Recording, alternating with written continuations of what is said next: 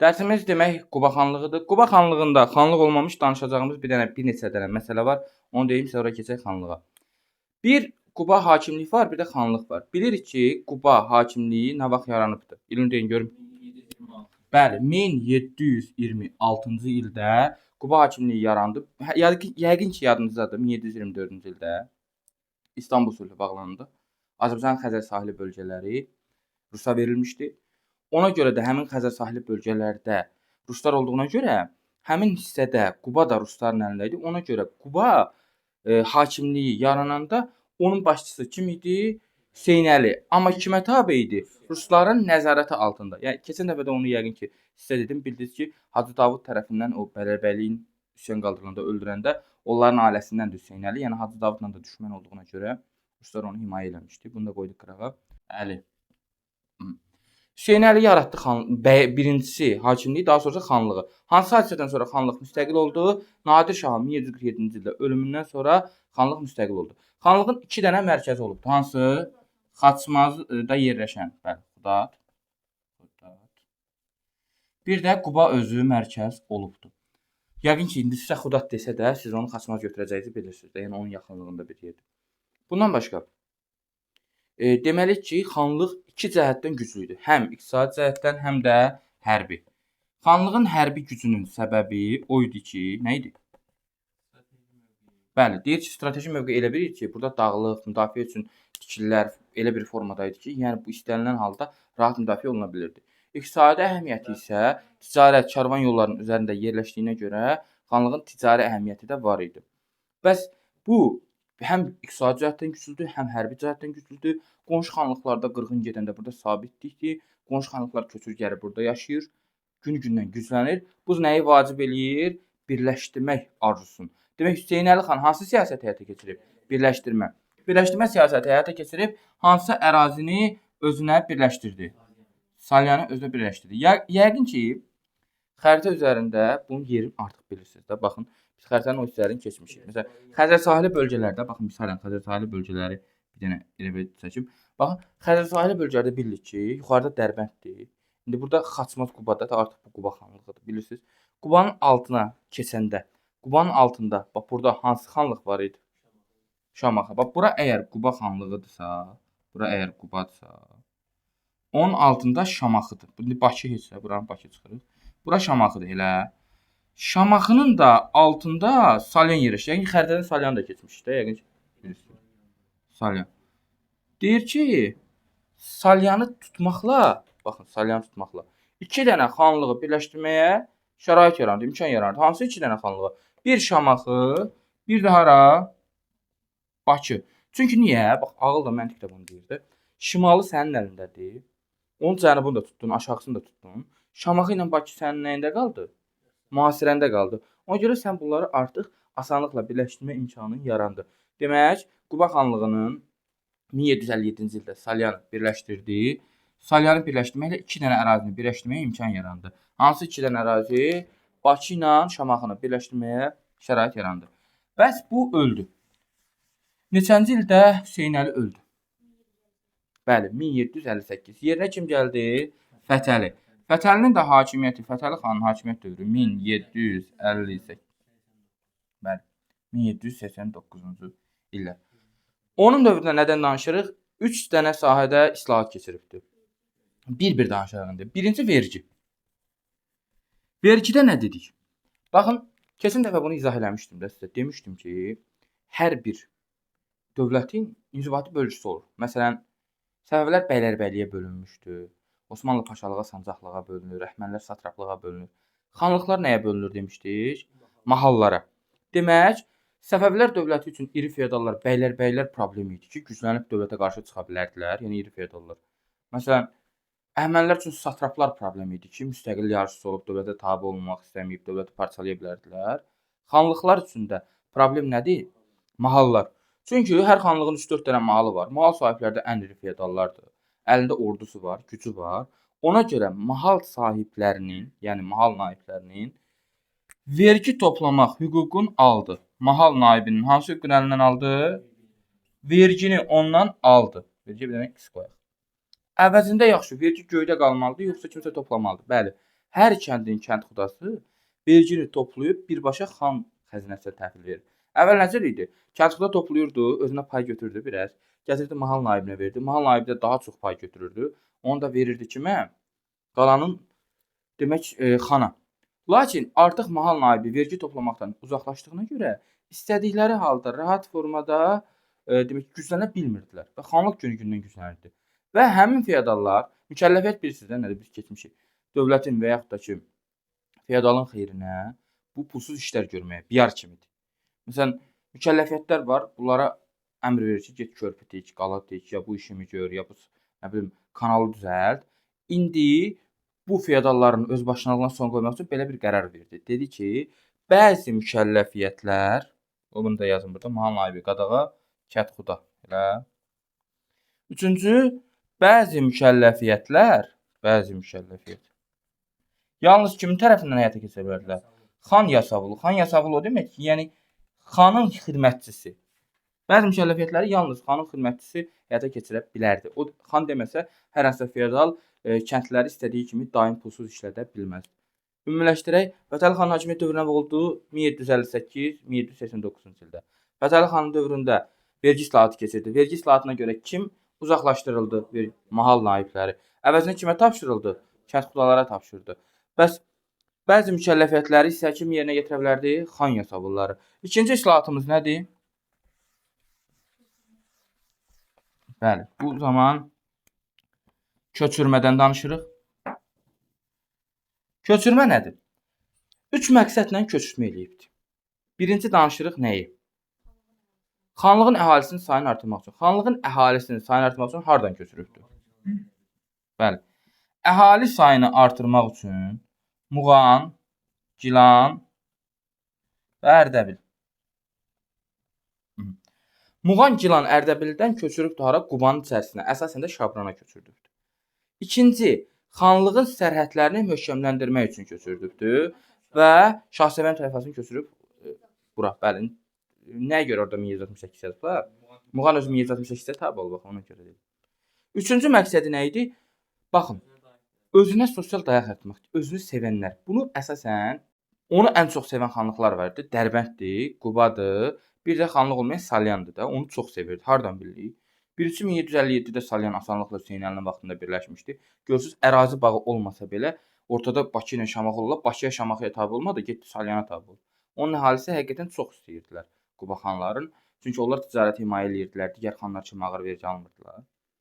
İkincisi, Dərbənd bilirsiniz ki, Dərbənd hakimi Məmməd Hüseyndən narazı idilər deyə bu Fətəlini köməyə çağırmışlar. Yəni Fətəli gəlmiş. Ona görə Dərbənd əhalisi onu sevirdi. Üçüncüsü də Quba öz xanlığı da sevirdi. Onu ən çox sevən 3 dənə xanlıqdan Dərbənd, Quba, 3 dənə xanlıqdan da 3-cü xanlıq idi. Bir də Salyan. Dərbənd, Quba və Salyandan onu təzə tutduğu, amma hələ sevmədikləri bir yer var ki, təzə işğal edib möhkəmlənməlidir. Orada özünə dayaq yaratmalıdır. Haranı? Şamaxını. Şamaxını tutan zaman ora demək Dərbənd, Quba, Salyandan əhali köçürdü ki, Şamaxıda bunu sevənlərin sayı artsın. Məlumat üçün deyim, Dərbəndi tutanda da Qubadan əhali köçürdü. Çünki Dərbənddə də istəyib nüfuz artsın. Yəni bu vacib idi ki, tutduğu bölgə əsas işğal etmək deyil, əsas əlində saxlamağı bacarmaqdır. Keçirik digər məsələyə, bunun birləşdirmə siyasətindən danışaq indi. Ya da bir də təzədən ümumiləşdirək. Köçürmə siyasəti də nə oldu? 1. Xanlığın əhalisinin sayını artırmaq üçün Muğanla, Gilanla, Ərdəbildən. 2. Xanlığın sərhədlərini möhkəmləndirmək üçün Şahsevən tayfasını köçürübdür. 3. Dərbənd, Quba və Salyandan, yəni onu əsasən sevildiyi ərazilərdən, onu təzə tutduğu, hələ tam sevilmədiyi Şamaxı ərazisinə köçürdübdür. Bu da yəqin ki, sadə idi. Üçüncü siyasətindən danışırıq indi. Üçüncü siyasətin adı nədir? Birləşdirmə.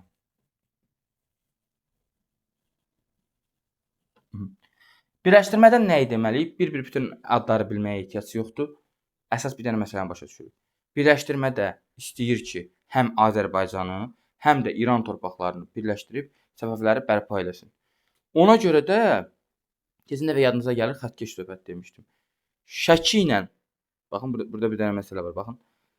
Şəkini əslində bu tabe eləyibdir. Bilirsiniz, 1785-ci ildə tabe eləyib. Lakin Qarabağ heç vaxt tabe eləməyibdir. Ona görə xəttkeş qoyuruq. Şəki ilə Qarabağdan, Qarabağ tabe eləyənməyib də, amma Qarabağdan bu tərəfə, sol tərəfə yəni nə qədər ərazi versə, heç birini tabe eləməyi bacarmayıb. Məsələn, Naxçıvanı desə tabe eləyə bilməyib, İrəvanı desə Quba tabe eləyə bilməyibdi və desə ki, Carbarakan tabe eləyə bilməyibdi. Yəni Gürcüstanla, məsələn, Gürcüstanı tabe eləyib desə, tabe eləyə bilməyibdi. Qarabağdan solda xəttkeş qoyuruq. Qarabağdan solda və Şəkidən solda. Qarabağ tabe eləməyib və ondan soldakı heç bir torpağı tabe eləməyib. Nə İrəvan versə, nə Naxçıvan versə, nə Carbalakan versə, nə Kartli Kaxetiya versə, ondan o tərəfə heç nəyi tabe eləməyib. Amma Şəki daxil olmaqla sağa və Qarabağdan sağa bütün ərazilər tabe eləyibdi. Yəni Şimal-Şərqi Azərbaycanı tabe eləyə bilibdi. Lənkəranı tabe eləyib, bəli 1785-də.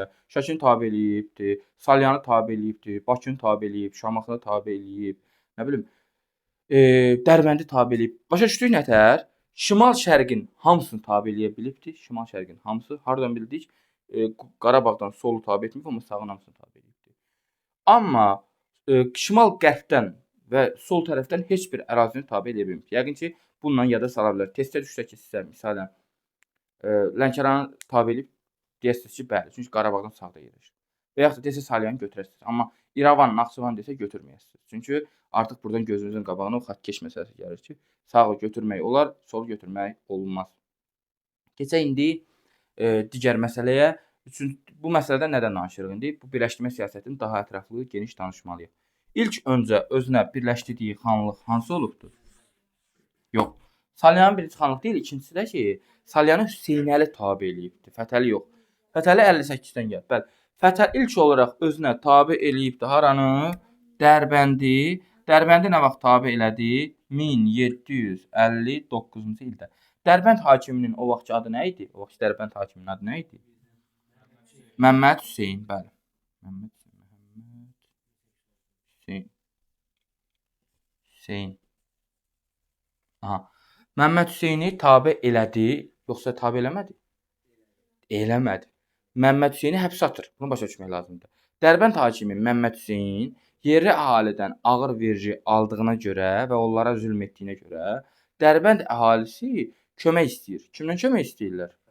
Fətəlidən. Fətəli də bura gəlir. Fətəli baxır ki, buranın strateji mövqeyi çox önəmlidir. Dərbənd. Lakin Dərbənd xanlığının hərbi gücü azdır. Hərbi gücü az olduğuna görə yerli əhali də onu istədiyinə görə asanlıqla tutur Dərbəndi. Məmməd Hüseyni zindana atır və ora öz həyat yoldaşı Tuti Bikəni. Bilirsiniz ki, Tuti Bikə də kimin bacısıdır? Əmir Həmzənin bacısıdır. Yəni Qaraqaytaq üstünlüsü Əmir Həmzənin bacısıdır. Sonra hətta indi o hissələri Cəbuşan danışanda biləsizdə bir iki şey var. Bundan başqa Dərbəndi tabe elədi. Nə vaxt? 1759-cu ildə. Nəyə görə asanlıqla tabe elədi? Bir yerli əhali onu istəyirdi. Bir də istəməsə belə Dərbənd onsuz da hərbi cəhətdən zəif xanlıq idi. Dərbənddən sonra haranı birləşdirmək istəyir? Şamaxını. Lakin Şamaxını birləşdirə bilmir. Nəyə görə Şamaxını birləşdirə bilmir?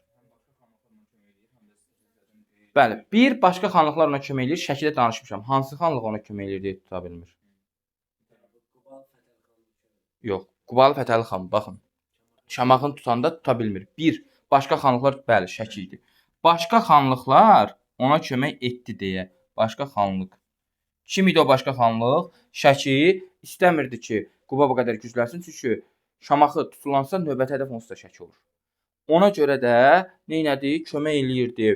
Şamaxıya Şamaxı tutulmur. 2. Şamaxının iqtisadi və hərbi cəhətdən güclənməsi. Həm güclənməsi yazaq elə bilək onun nədir? Bax demişdim sizə. Nəyə görə iqtisadi və hərbi cəhətdən gücləndi? Şamaxı. Yox. Yox.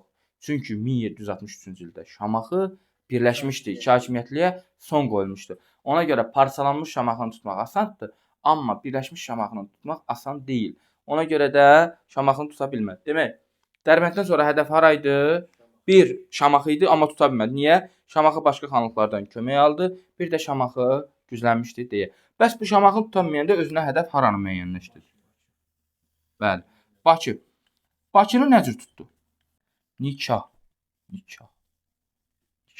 Diplomatiya. Nəysə. Bakını nə cür tutdu?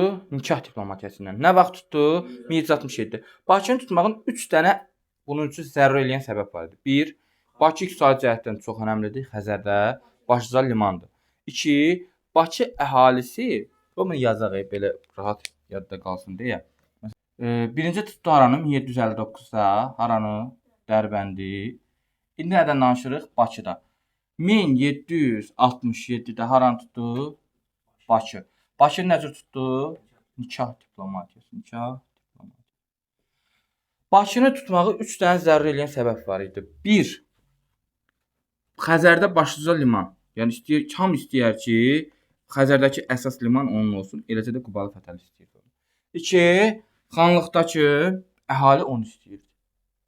Yəni burada xanlıq əhalisinin istəməyi, xanlıq əhalisi fikirləşirdi ki, biz hamımız eşitmişik ki, Qubalı Fətəli iqtisadi ticarəti himayə edir və düşməndən qoruyur.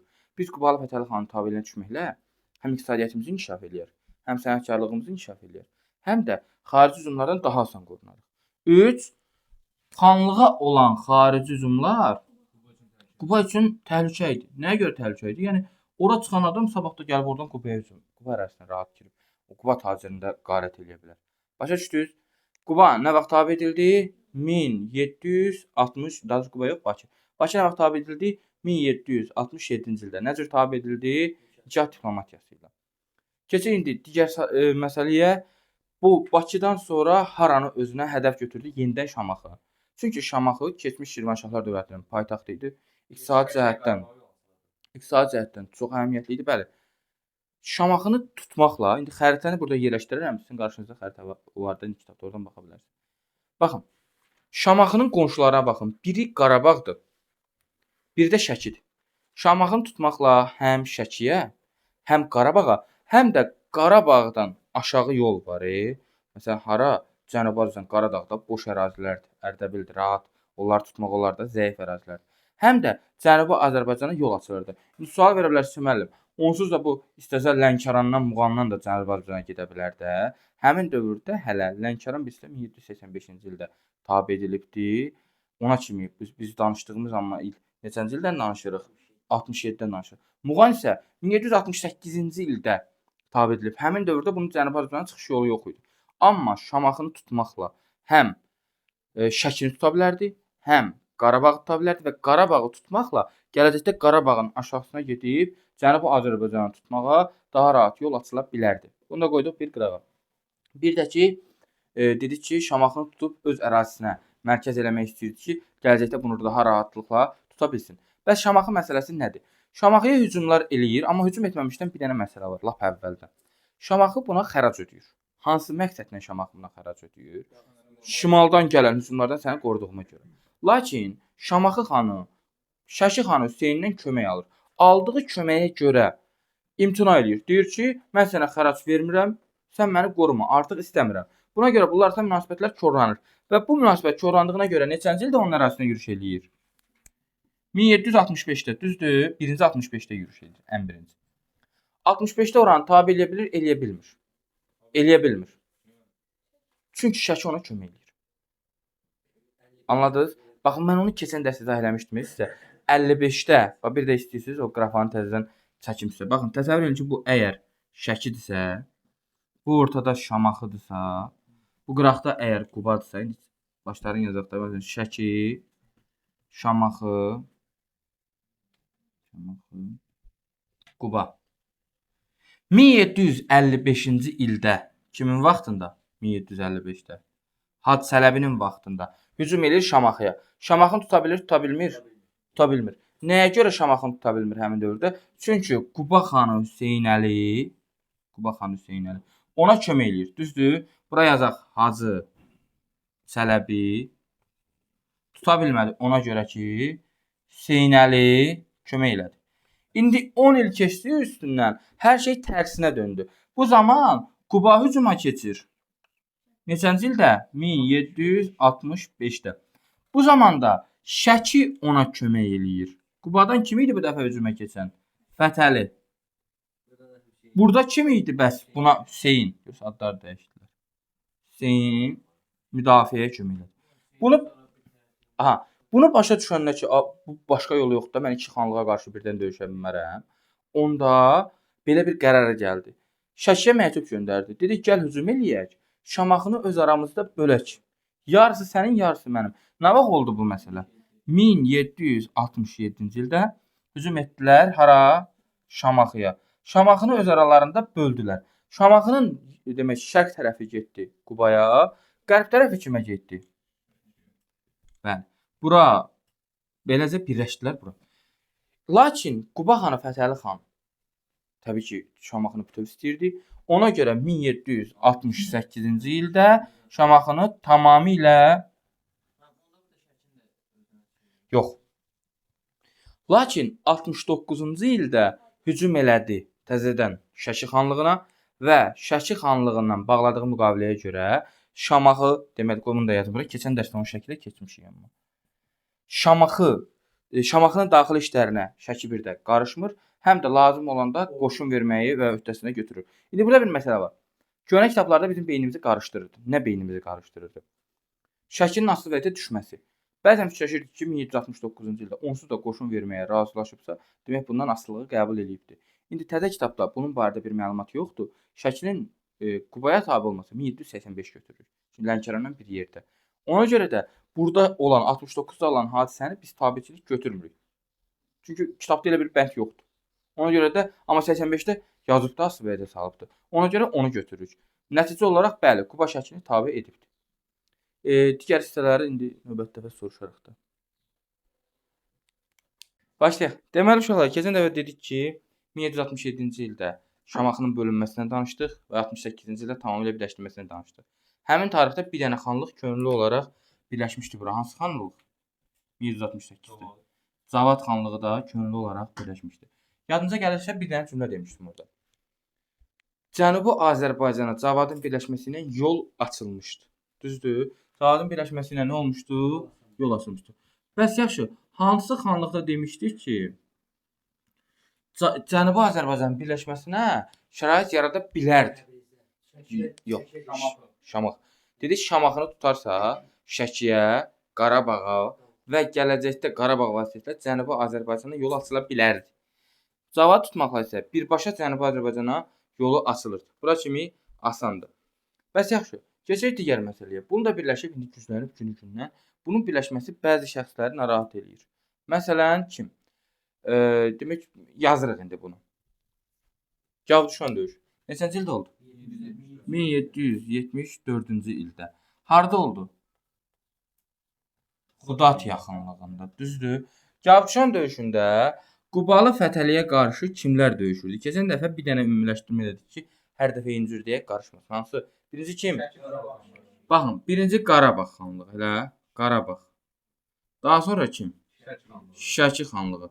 Daha sonra keçmiş Şamaxı hakimləri, keçmiş Şamaxı xanları və Dağıstan hakimləri.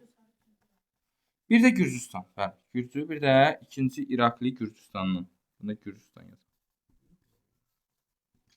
Demək, dedi ki 1774-cü ildə Xudat yaxınlığında Gavduşan döyüşü oldu. Gavduşan döyüşündə Qarabağ xanlığı, Şəki xanlığı, Şamaxı xanlığı, Dağıstan hakimləri, yəni keçmiş Şamaxı xanlığı demək istəyirəm, bunu dedik. Və Gürcüdən ikinci İraqli qüvvələrini birləşdilər Fətəli xana qarşı. Bu boyda qüvvənin qarşısında kim qalib gəldi? Təbii ki, Fətəli xan məğlub olub Salyana geri çəkildi. Və müttəfiqlərin ordusuna kim başçılıq edirdi? Əmir Həmzə. Əmir Həmzə, mən sizə Dərbəndin əhəmiyyətindən danışmışam da. Dərbəndin qalası kimin əlindədirsə, o əsas müdafiə onun gücündədir. Bilirsiniz, Dərbənd səddi var. Kim o səddi qoruyursa, şimaldan gələn hücumların qarşısını alan, şimalda olanda cənubdan gələn hücumların qarşısını almaq onun üçün asan idi. Ona görə Əmir Həmzə çox istəyirdi Dərbəndi ələ keçirsin. Lakin Əmir Həmzə Dərbəndi ələ keçirmək üçün gedib onu mühasirəyə alanda Dərbəndin mühasirəsi onun öz bacısında idi. Kimdə? Tuti Bikədə. Tuti Bikə Dərbəndi təslim elədi, eləmədi? Eləmədi. Dərbəndin mühasirəsi zamanı Qubalı Fətəli xan gizli yolla Dərbəndə qayıtdı. Artıq belə deyək də, Salyandan sonra və ruslardan həmin kömək istəmişdi. Və 1775-ci ildə, bir ildən sonra böyük bir döyüş oldu. Bu döyüş zamanı isə kim qalib gəldi? Fətəli xan rusların qüvvəsinin köməyi ilə Ruslar vasitəsilə bu döyüşdə qalib gəldi. Və bundan sonra bu müttəfiqlər hamısı darmadağın oldu. Qoşun üstünlük Fətəli xanın əlinə keçdi. Bəs nəyə görə Ruslar öz qüvvələrini burada saxlaya bilmədilər. Osmanlı dövləti etiraz elədi ruslara ki, sən Qafqaza gəlsən, mən də gəlirəm. Və yaxud da ki, mən orada yoxdumsa, sən də çıxmalısan. Yəni Osmanlı dövlətinin etirazına görə ruslar buranı tərk eləmiş oldu. Daha sonra dedik ki, bu Dərbəndi mühasirəsi aradan qaldırandan sonra haranı ələ keçirməyə çalışırdı Quba xanlığı? Qarabağı. Qarabağda həmin zaman hakimiyyətdə kim idi? İbrahim Xəlil xan hakimiyyətdə idi. İbrahim Xəlil xan hakimiyyətdə olduğuna görə günü-gündən güclənirdi Qarabağ. Həqiqətən də biz Qarabağ xanlığını keçəndə görərsiniz ki, İbrahim Xəlil xan Qarabağ xanlığını çox gücləndirir. Onun da günü-gündən güclənməsi kimi narahat eləyirdi? Təbii ki, Qubalı Fətəli narahat eləyirdi. Buna görə də bunlar arasında diplomatik addım atılır. Qubalı Fətəli ora elçi göndərir ki, bəli, bacısının həyat yoldaşı Məlik Məmmədi ora elçi göndərir ki, bu getsin, danışsın və bunlar oradan diplomatik yolla Qarabağı da aslana salsın. Məsələn, Nigah diplomatiyası kimi, Bakı kimi və yaxud da ki, elə olsun ki, döyüşsüz Qarabağ keçsin Qubanın hakimiyyətinə. Lakin İbrahim Xəlil xan bunu asılı vəziyyətə salmaq istədiklərini başa düşdü. Məlik Məmmədi həbsə saldı və birbaşa Qubalı Fətəli xanla müharibəyə keçdi. Nəticə nə oldu? Nəticə olaraq 1780 və 1781-ci ildə hara yürüş elədi? Demək, 81-ci ildə Qarabağa Quba yürüş etdi. Yürüşün nəticəsi uğursuz oldu. Çünki köməyə gəldilər buna. İkinci İrakli kimə köməyə gəldi? Qarabağa köməyə gəldi və Gürcü və Qarabağın birləşmiş qüvvəsi qarşısında şansı olmadığını başa düşən Qubalı Fətəli Qarabağı tabe etmək fikrindən daşınmalı oldu. Daha sonra bir dənə də böyük yürüşü var. Bu neçənci ildə? 1784-cü ildə. Həmin ildə dedik kim hara elçi göndərib? Osmanlıya kim elçi göndərib? Bəli, Şəki Məhəmməd Həsən də elçi göndərmişdi. Burada hücum elədi Cənubi Azərbaycana, Ərdəbil və hara? Meşkinə. Onları tutsa bilmədi. Tutdu. Bəli. Tutsa da oranı tərk eləmək məcburiyyətində qaldı. Niyə? Bir, Rusiya etiraz elədi. 2, Dağıstan etiraz elədi. Gürcü çarı 3 etiraz elədi. Başqa kim etiraz? Osmanlı yox. Osmanlı Azərbaycan birləşməsinə niyə etiraz edir? Cənubi Qafqaz hakimləri, Cənubi Qafqaz xanları. Demək, 1784-cü ildə Ərdəbili tutanda bunun Ərdəbili tutmağına kimlər etiraz eləmiş oldu?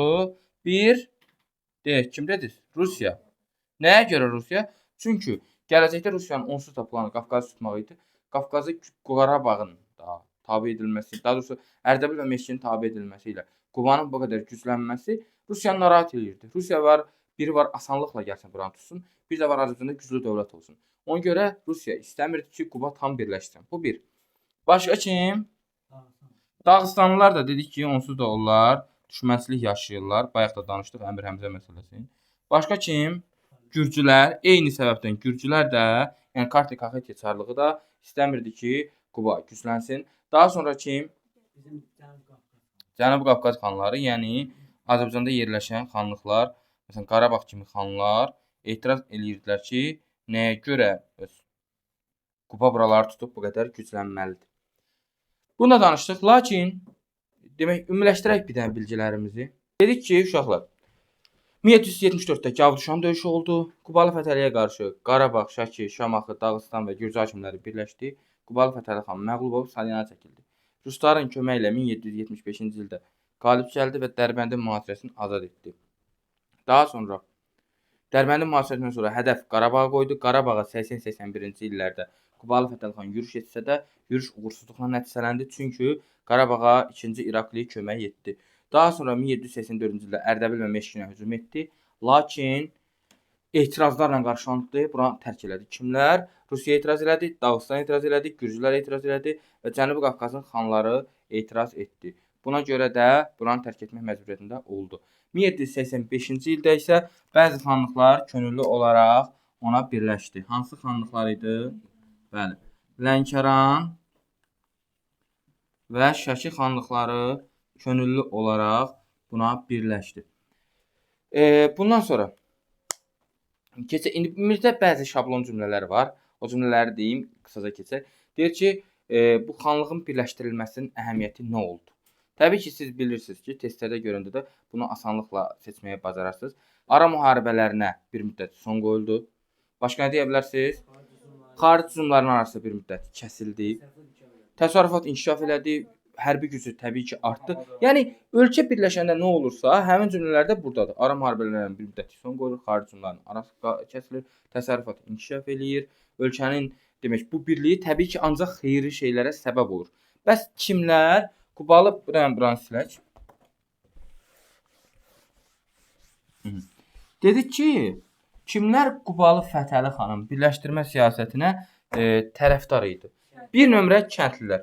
Biz bunu bilirik ki, kəndlilər ağır vergilərdən bezmişdilər və bilirdilər ki, Qubalı Fətəli xan digər xanlıqlardan daha az vergi alır deyə onu istəyirdilər. Misalən biz onu Dərbənd xanlığında da görmüşük. Dərbənd əhalisi Məmməd Hüseyn xandan ağır vergi aldığına görə Qubalı Fətəli xanın tərəfinə keçdi. Daha başqa kim dedik? Sənətkar və tacir. Məsələn, haranın sənətkar və tacirləri istəyirdilər ki, məsələn Bakı xanlığında onu keçmişik ki, Bakı xanlığının sənətkar tacirləri xarici hücumlardan müdafiə olunmaq üçün həm də eşitmişlər ki, Qubalı Fətəli xan ticarət və sənətkarlığı himayə eləyir, ona görə birləşmək istəyirlər. Bir də bir qism, yəni bəzi feodallar, yox, bu kasıb söhbəti deyil. Məsələn, ölkədə həmişə vətənpərvər adamlar olur, həmişə. Bir qrup adam olur ki, onlar niyə ayrıcılıq istəyirlər, niyə parçalanmaq istəyirlər? Ona görə ki, onlar elə bir şəxsi mənafelərini dövlətin mənafelerinə üstün tuturlar. Ona görə onlar parçalanmanın tərəfdarlarıdır. Yəni xanlıqlar da əslində belə yaranmışdı. Xanlıqların hamısı Azərbaycan uğrunda birləşməyin lazım olduğunu başa düşürdülər. Lakin öz şəxsi mənafelerini dövlətin mənafeyindən üstün tutdular və ona görə bugünkü faciələrin əsası qoyuldu. Bu da eynilə belədir. Qubalı Fətəli xan da siyasət yürüdəndə bəzi xanlıqlar, daha doğrusu bəzi feodallar Qubalı Fətəli xanı dəstəklədi. Onlar şəxsi mənafeyini yox, dövlətin mənafeyini, xalqın mənafeyini fikirləşən adamlar idi. Ona görə Azərbaycanda həmişə elə adamlar da olubdu. Kimlər dəstəklədi Qubalı Fətəli xanı? 1. Kəndlilər, 2. Sənətkarlar və tacirlər və bir də bəzi feodallar onu dəstəklədi. Qubalı Fətəli xan nə vaxt öldü? 1789-cu ildə. Qubalı Fətəli xan öləndən sonra onun uğurları davam etdirildimi? Xeyr, davam etdirilə bilmədi. Onun yerinə kim gəldi? Əhməd xan. Neçənci illərdə hakimiyyət dövrü? 89-dan 1791-ə. Daha sonra kim gəldi? Şeyx Əli. Onun dövrü isə 1791-dən neçəyə qədər? 1806-ya qədər oldu. Təbii ki, bunların dövründə tabe edilən xanların əksəriyyəti Quba xanlığından ayrıldılar, özlərinin müstəqil elan elədilər. Biz bunu məsələn Şəkidə də keçmişdik. Yadınıza gəlir, dedik ki, Məhəmməd Həsən xan 1785-ci ildə tabeçiliyə keçsə də 89-cu ildə Qubalı Fətəli xanın ölümündən sonra müstəqilliyin bərpa etmişdi. Bir məsələ var. Qacarlardan asılı vəziyyətə düşmək. Kitab təkcə 1797-ni yazıb, ikisi də var amma. Qacarın birinci yürüşü zamanı keçəndə görəsiniz ki, 3 sənə xanlıq Qacara itaət təklifini qəbul eləyibdi.